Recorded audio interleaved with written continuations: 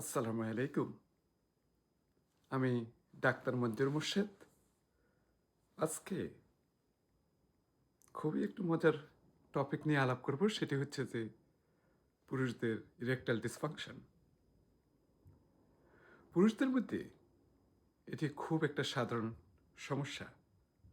কিন্তু অনেকে লজ্জায় বলেন না। আবার কেউ ভেজাল ওষুধ খেয়ে নিজের শরীর নষ্ট করেন।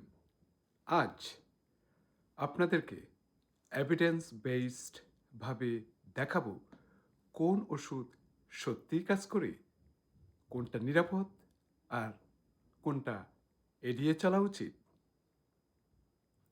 প্রথমত, ইরেকটাইল ডিসফাংশনের প্রধান কারণ হলো রক্ত চলাচল কমে যাওয়া। সেটি হতে পারে আপনার ডায়াবেটিসের জন্য, হাই প্রেশার উচ্চ রক্তচাপের জন্য, কোলেস্টেরলের জন্য, স্ট্রেস যদি থাকে, লো টেস্টোস্টেরন যদি থাকে, স্মোকিং যদি করে থাকেন, ওবেসিটি মোটা যদি হয়ে যান, এগুলি। তো মূল সমস্যা হলো পুরুষ জননাঙ্গে যথেষ্ট রক্ত যাচ্ছে না। আপনারা জানেন পুরুষদের জননাঙ্গে যে ক্যাভার্নোসা মাসল আছে, স্পঞ্জিওসাম মাসল আছে, এগুলো কিন্তু অনেক ইম্পর্টেন্ট। আপনার রক্ত যাবে, আবার ভেন দিয়ে চলে আসবে, এবং এটি হচ্ছে যে কোনো মাসলের বৈশিষ্ট্য। কিন্তু এই রক্তটা যদি ধরে রাখা যায় তাহলেই ইরেকশনটা থাকে। তো তাই চিকিৎসার প্রধান লক্ষ্য হবে রক্ত চলাচল কিভাবে বাড়ানো যায়। আজকের টপিকে আমি শুধু বলবো ফার্মাকোলজিক্যাল মেডিসিন নিয়ে। ইরেকটাইল ডিসফাংশনের জন্য বিশ্বজুড়ে সবচেয়ে বেশি ব্যবহৃত এবং নিরাপদ ওষুধ হলো PDE5 ইনহিবিটর, যেটাকে আমরা ফসফোডিএস্টারেজ 5 ইনহিবিটর বলে থাকি। এগুলি হচ্ছে ফার্স্ট লাইন থেরাপি। প্রথমে আসা যাক সিলডেনাফিল, যেটাকে বায়াগ্রা হিসেবে চেনেন। এটি সাধারণত কাজ শুরু করার 30 থেকে 60 মিনিটস আগে নেওয়া হয় এবং এটি প্রভাব থাকে 4 থেকে 5 ঘন্টা। হালকা খাবারের পর এটি নিলে ভালো কাজ করে। ডোজটা সাধারণত 25 থেকে 100 মিলিগ্রাম পর্যন্ত দেখা যায়। এরপরে আসেন ট্যাডালাফিল সায়ালিস। কাজ শুরুর 30 থেকে 45 মিনিটস আগে নিতে পারেন এবং স্থায়ী প্রভাব থাকে 24 থেকে 36 আওয়ার্স। খাবারের সাথে কিংবা ছাড়াও আপনি এটি নিতে পারেন।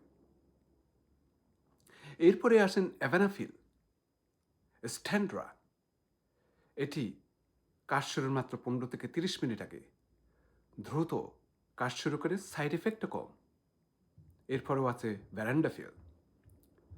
তো এই যে এগুলি দ্রুত কাজ করে এবং আপনার পুরুষদের জননাঙ্গে যতটুকু রক্ত থাকার কথা সেগুলির ব্যাপারে সহায়তা করে থাকে। কিন্তু সঠিক ডোজ সঠিক টাইমে যদি নিয়ে থাকেন তাহলে নিরাপদ।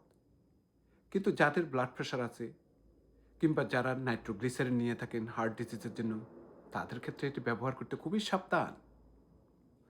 তারপর আছে যাক লো টেস্টোস্টেরন। লো টেস্টোস্টেরন থাকলে আপনাকে টেস্টোস্টেরন থেরাপি নিতে হবে।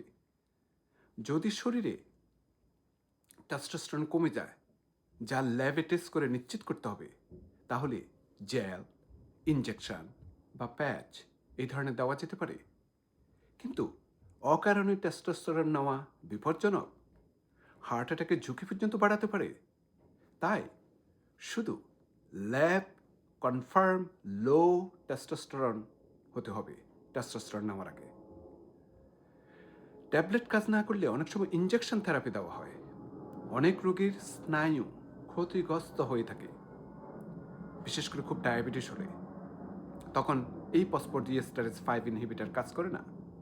তখন অ্যালফোস্টাডির, এটা ক্যাভার্নাস ইনজেকশন, খুব ভালো কাজ করে। 10 মিনিটের মধ্যে রক্ত চলাচল বেড়ে ইরেকশন তৈরি করতে পারে।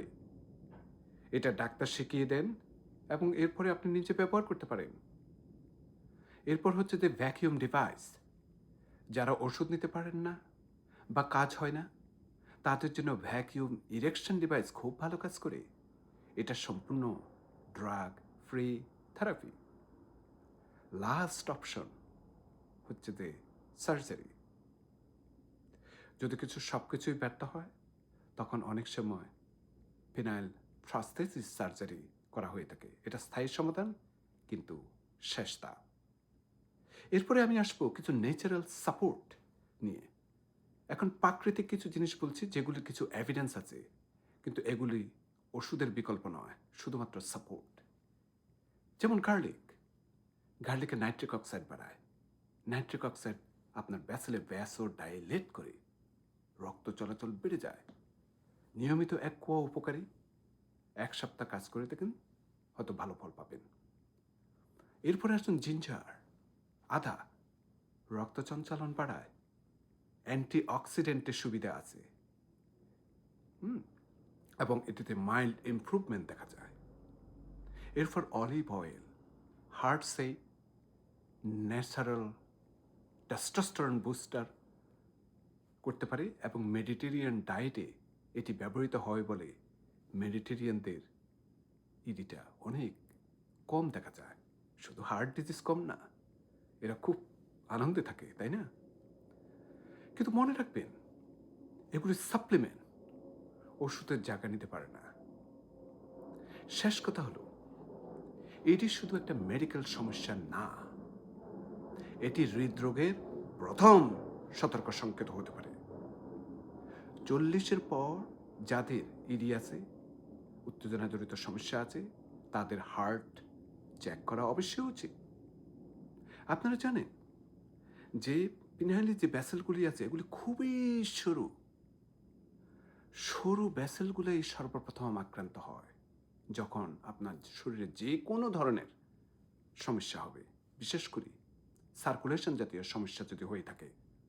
সেই জন্য আপনাকে দেখতে হবে যে কোনো ধরনের পেরিফেরাল আর্টারিয়াল ডিজিজ আছে কিনা, বা হার্টজনিত কোনো সমস্যা আছে কিনা। এই জন্য আপনি ডাক্তারের সাথে অবশ্যই পরামর্শ করবেন, এবং যে সমস্ত ক্রনিক ডিজিজের কথা আমি প্রথম দিকে বললাম, সেগুলিকে আপনাকে নিয়ন্ত্রণ রাখতে হবে। আজকে এই পর্যন্ত। নিজের প্রতি দয়া করুন, সমস্যা লুকাবেন না। সঠিক চিকিৎসা নিলে অধিকাংশ মানুষ সম্পূর্ণ সুস্থ জীবনযাপন করতে পারেন। আজ এই পর্যন্ত।